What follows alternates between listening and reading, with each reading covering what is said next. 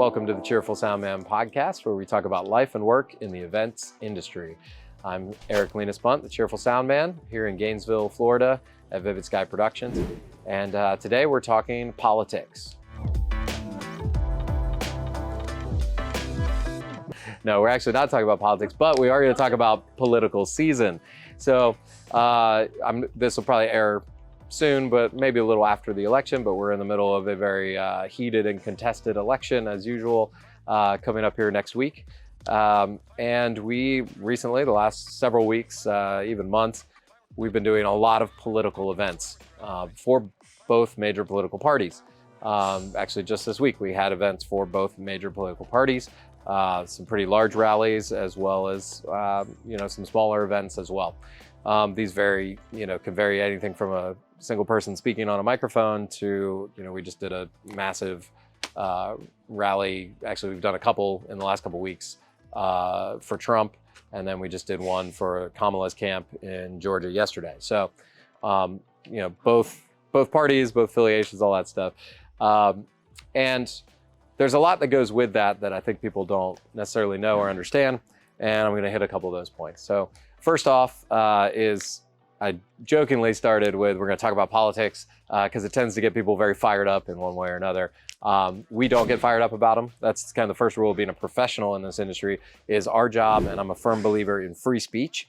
Our job is to make whoever hires us bigger, brighter, and louder. So if it's the Trump camp, it's to provide him with excellent sound reinforcement for his message, whether you like the message or not, whether I personally like the message or not, whether the person at the soundboard personally likes the message or not, whether you, the audience, likes it or not. It's one of the things I believe that makes our country beautiful is that, he has the right to pay us to come to an arena and put on his event, and you have the right to not go to it or to go to it or et cetera. And that, so that's the big thing. First thing is our politics, our personal and company, anything else, stay out of it completely. So to be professionals, we have to be able to serve whoever it is, whether we agree with them or not, whether we like what they're saying or not. Obviously, each company can make their own decision on that. I have a good friend who owns a very large regional company, and I'm pretty sure he would not do a Trump gig if his life depended on it, if his business depended on it. I have another friend that's on the other side of the spectrum that will not do a blue event to save his life. And it's just how they decide to run their business. That is not how we run our business. We've decided to, we are supporters of free speech, and we're supporters of all types of music. We're supporters of all political parties, etc. Not supporters, but we will provide sound reinforcement, lighting, video for any of those folks under the right circumstances. So that's a big one. The other thing to bear in mind is if you get into this circuit eventually, whether as a tech, a freelancer, or a company, they are always last minute. We've now done 3 presidential events for sitting presidents. We've now done probably 10 or 15 campaign events for various campaigns. And I don't think I've ever had more than 5 days notice. I think the last 2 I had 2 days notice, and today is, Wednesday, October 30th, and I'm pretty sure we'll have a rally in North Carolina this weekend that I'm not even sure about yet. If we're doing it, what the room looks like, what the layout is, how many people are going to be there, but I'm pretty positive we'll be doing it. So if you're going to play in this sandbox in the political area, the trick is basically having things ready, having staff ready that are available to drop everything and come in and do things. Myself and my partner, John Pop, we regularly are the point people on that, where we personally will come drop everything and get that going because we don't have, our staff was all, last weekend when we had events, political events, our staff was all on other events. So we had very limited staffing. I shuffled a couple people around and then grabbed a couple freelancers we know, and we got the gig covered that way. So you will not get much of a heads up. You can be as grumpy about that as you want. You can also just not do political events. That's just how it goes. A lot of that is they don't know their own schedules. They're right now, these campaigns, we're in the last week. Both, Kamala and Trump's campaigns are heating up. They're both trying to strategically decide, like, am I actually going to Wisconsin tomorrow, or am I going to Michigan, or, oh, I passed them in the polls there, so I'm not going to go there. I'm going to go to Georgia instead. So, you know, it's going to be a couple of key places, but they haven't fully decided where and when they're going to be there. And they're also adding events every day. So maybe they're in Atlanta, you know, tomorrow, and then they're going to add a second event in Columbus, Georgia, 3 hours away to try to get that group as well. So there's just all sorts of things. When we've worked with the president, that was similarly, a lot of it is they don't actually like to share his full agenda for security purposes and other things. So you have a rough outline of the day, you have a rough outline of what's going to happen. You know, they can tell you when you need to start, when it's roughly going to happen, when it's roughly over. But I believe it's for security reasons. There's just a lot of information they leave out, you know, that you feel like you need. Normally we get all that information from our clients, like, hey, what's the run of show? How's it going? But a lot of that stuff we don't get till we get there. It's not that they withhold it. We do get it. We have to do our jobs.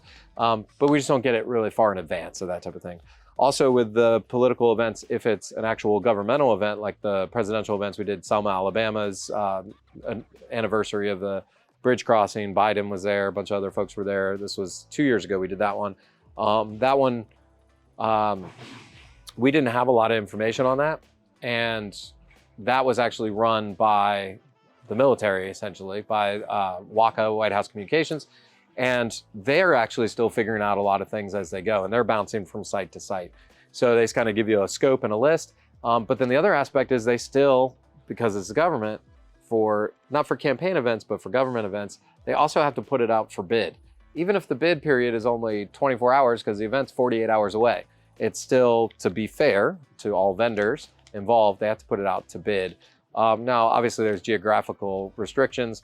We had one recently, a presidential event in New Orleans. We were called on to do. Now, New Orleans from Florida is only 7 hours, so wasn't too crazy to get everything prepped, get in a truck and get there in a day.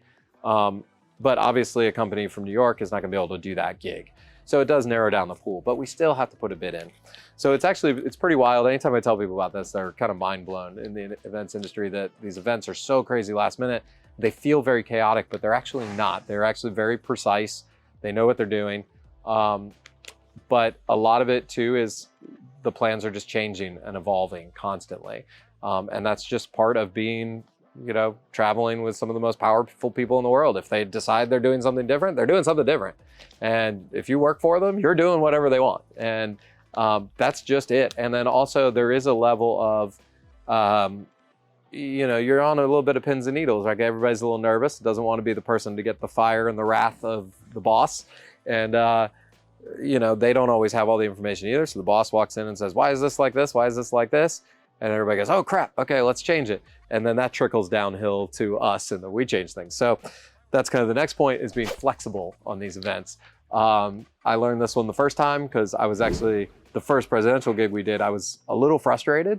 I never showed it. I was relaxed the whole time in that respect, but it was frustrating because it was like we'd set a bunch of stuff up as they told us to, and then like the new next boss would come in and they'd be like, oh, none of that's gonna work. We're not doing that anymore.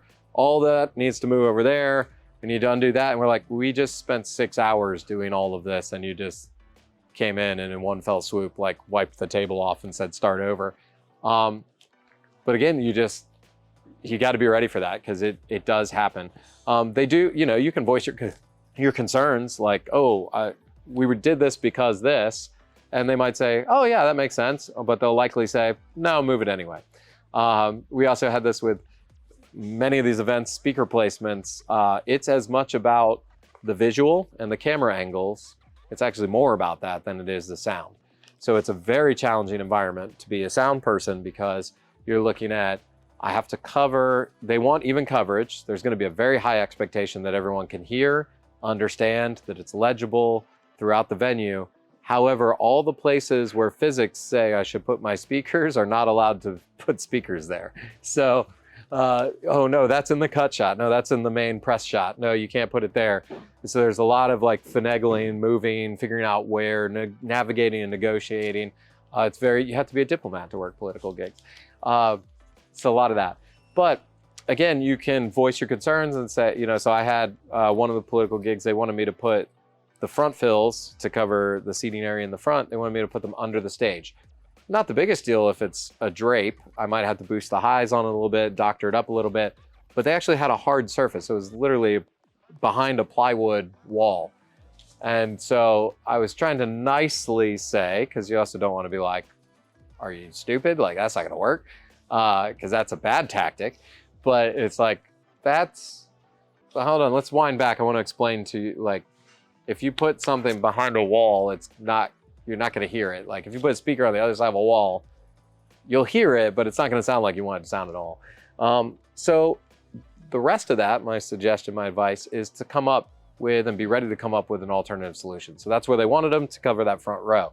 So we came up with, okay, so instead of doing that, why don't it'll be out of the shot. We had some floor monitors like a band would use. So we put floor monitors in a couple of positions that were close to the audience. They're actually rather like right in front of their feet, basically, for the first couple rows. And we used more of them, distributed them around, and that allowed us to fill in that front area without shooting from under the stage or doing anything silly or putting speakers like right next to the president or any of the speakers on stage. So that's a big one, is flexibility. With that too is also yes sir, yes ma'am. That's what we teach our folks. If the boss comes in, you voice your concerns. Hey, I don't think this is gonna sound like we want it to if we do this. And you explain the reasons why, and then they say, nope, that's fine. I'll die on the sword if it comes to that. And you go, yes ma'am, I'll do it, whatever you want. And so that's a big part of it too, is as a professional, it's kind of our ethical duty to say, hey, for technical reasons, I wouldn't do it that way. I recommend this way. And ultimately, if they say, nope, do it this way, okay, as long as it's not dangerous, I'm doing it. And then kind of following up on that is like, the client is right even when they're wrong. And this is, I wouldn't say this is every client and every event ever, but with political events, it is. They really don't care about your opinion in the end. They hire you as a professional. They do want your professional opinion. But in the end, if the boss says, I don't want to see speakers right here, you move the freaking speakers. That's it. Like there's no other discussion about it. Or, you've seen it. There's a famous, some viral Trump ones where the lights were blinding him, which probably had more to do with the angle. They were probably pretty dead on instead of higher. But it was bothering him and he's squinting. And, he kind of went off on the microphone about turn off the lights. I'm not paying the lighting company, whatever. And, that's also like, you just got to listen to the boss. If he's the boss in that case and he's like, oh, the lights are too bright. And you're going, well, yeah, but we need it like to get your skin tone, to get the color temperature across the place right for TV, everything else. Like it needs to be that bright. But if they're ultimately going, it's too damn bright, and that's the boss, you turn it down. And that's really kind of the bottom line there. Again, it doesn't mean from a lighting perspective, if I've got my light meter out there and I'm measuring lumens and I'm measuring color temperature and those things, it's probably now going to be off. But if that's what makes them happy in that moment, then I do that to make them happy. And then we make a note next time, hey, make sure that trim height is much higher on those lights so we get a better angle. We start doing things to mitigate that. We weren't involved in that, just so we're clear. But you can do things to mitigate that in the future. But in the moment, it's kind of like when somebody says, when the principal says from the mic, turn the mic down or turn the mic up. You do your best to do that. Now, you might be all the way maxed out before feedback and you can't go any higher. But if they say turn it up, try to turn it up, right? So those are kind of the ins and outs of this wacky and weird political world. Is be ready for last minute, be ready for everything to change, and be ready for things to not necessarily make sense.